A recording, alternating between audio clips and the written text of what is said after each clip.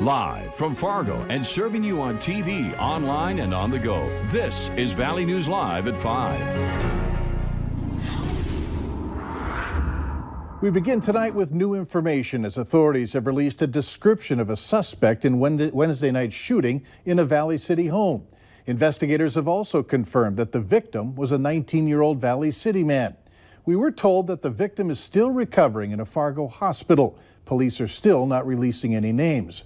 What we were able to find out is that there's a photo of the man that police say is tied to the shooting. He's there on the screen. He's a black male with shoulder-length dreadlocks, approximately 5 feet 11 inches tall, weighing 160 pounds. The man is known to be from Chicago, but is said to have ties in the Fargo-Moorhead area. Now, authorities also sent us this photo of a car, which is similar to the vehicle belonging to the shooter. As you can see, it's a mid-sized Pontiac. Investigators tell us that the shooting was not a random act and the people involved knew each other. People we've talked to in Valley City say that this might have been a drug deal gone bad. Authorities still are not saying. Anyone with information about this crime or the people involved should contact Valley City Police. The phone number is on your screen, 701-845-3110. There was a serious fog covering over much of the area today. As you can see, that has lifted. Conditions were very favorable for Black Friday shopping or traveling. Let's find out from Justin what we can expect tonight. And thank you, Mike, and good evening, everybody. We are seeing mostly cloudy skies across the region right now. Temperatures a degree or two warmer compared to yesterday, which is near where we should be this time of year, but we have a front making its way through. And looking off into our southern viewing area, it is producing some light rain or even some freezing rain showers, especially, say, from Jamestown off to Gwinner. Temperatures above freezing in that direction, but getting into the southern valley, especially south of Fargo, down toward Wahpeton, even between Fergus Falls, Detroit Lakes, and making our way up to between Thief River Falls and Foston. Some light freezing drizzle is possible, so definitely be aware of that if you're traveling in those areas. The fog has moved off into Lakes Country right now. Still seeing visibilities less than a half a mile between Elbow Lake and Thief River Falls. That seems to be where we are seeing the densest fog, so also be aware of that if you're traveling in those areas. A little cooler into the valley. We're seeing temperatures now close to that 30-degree mark. A little warmer out toward Jamestown and Devil's Lake. They're into the mid, some places upper 30s. So under all that cloud cover, we are mainly dry, but be aware of some freezing rain showers or some snow showers later on tonight. They will be very late, though. Temperatures falling from the lower 30s into the mid-20s. It will be mild during the overnight. But temperatures are on their way down for the weekend, and especially to start next week. We'll have the full details on how cold it's going to get. Look forward to that. Thanks. Domestic violence, unfortunately, is all too common in today's society. A check of Fargo's police dispatch log will indicate several reports any day of the week. Valley News Team's crime and safety reporter Bailey Hurley set out to find if the stress of the holidays causes more violent behaviors. As families in the valley gather for the holiday season, police brace themselves for what's usually a busy time, saying domestic violence tends to spike during the holidays. However, an expert I talked to at the YWCA says that's not totally true. You know, I looked at the Red River Regional Dispatch log from yesterday, and there were 7 instances of domestics reported.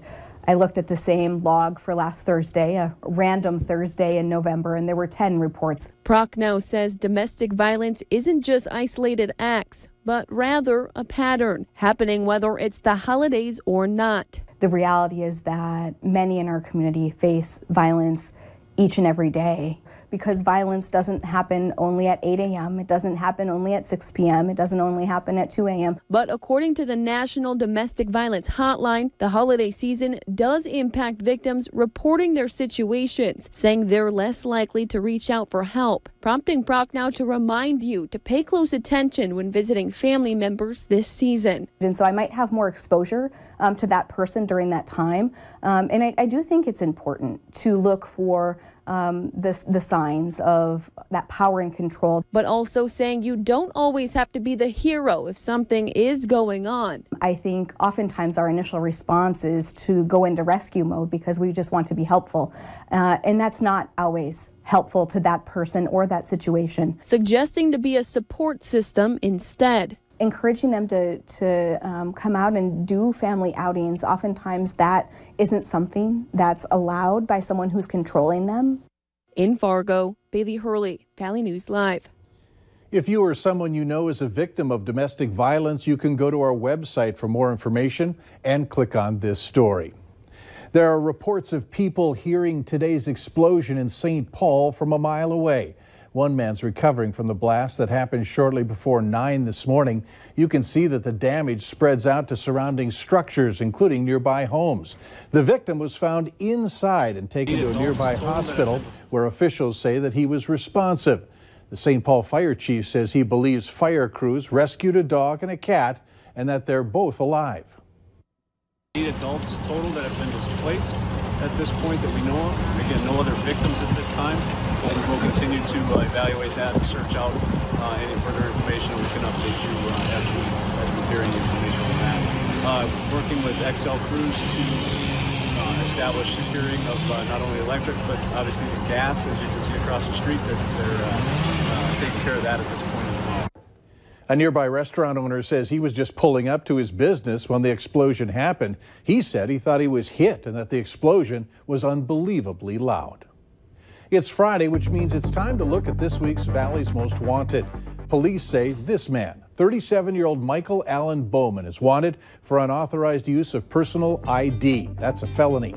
His picture's on the screen, as we indicated. Call your local law enforcement agency if you have any information on his whereabouts. 5 children were lucky to avoid serious injury when a car lost control on an icy Becker County road and crashed into the buggy that they were in. It happened this morning around 8:30 near Frazee. Authorities say 57-year-old Roger Meyer of Monaga was heading west when he crashed into the buggy. He then hit the ditch. The children ranged in age from 8 to 13 years old. A West Fargo man was arrested Tuesday night in the central part of the state. Authorities say 29-year-old Justin Gladue led police on a high-speed chase driving the wrong way on a stretch of one-way highway at speeds near 100 miles per hour. Gladue's car was disabled and hit the ditch in Washburn. He was taken into custody after being tasered. A female passenger in the vehicle was arrested on outstanding warrants. The North Dakota Highway Patrol is alerting you to a new phone scam attempting to use the agency to collect money. The patrol says it's not part of any type of phone campaign collecting money.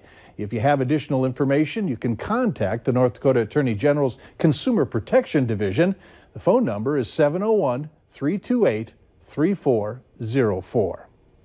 Despite cooler temperatures, wet roads, and thick fog, thousands came out early today to snag Black Friday deals. The line at Fleet Farm wrapped around the building, but everyone seemed to make their way into the store with little or no pushing and shoving. By all indications, this Black Friday, shoppers are out in force, packing the malls and retail stores across the country, looking for the hot deals.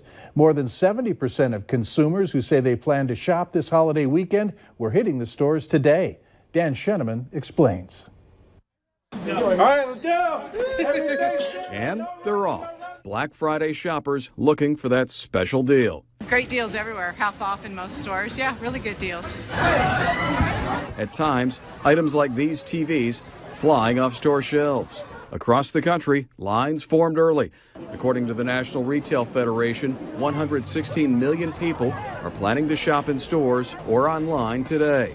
But holiday savings aren't just about Black Friday anymore, with millions more planning to shop this weekend through Cyber Monday, each spending on average more than $1,000 over the holiday season. What's different about this Black Friday compared to Black Fridays in the past is that the significant savings are not just going to happen on one day. We are going to see deep discounts happening throughout the weekend. Deals extending throughout the weekend and beyond. Some of the biggest sales are on electronics. We've been seeing a ton of deals on 4K TVs. Those are the latest standard of TV, very high picture quality, just great TVs. The price tag on tablets slashed an average of 33%, televisions 22%, and computers 16%. But for some, shopping the day after Thanksgiving isn't just about the bargains. I guess it's like a tradition. With the holiday shopping season now in full swing. Dan Sheneman, NBC News. Officials say shopping will continue through the weekend leading up to Cyber Monday.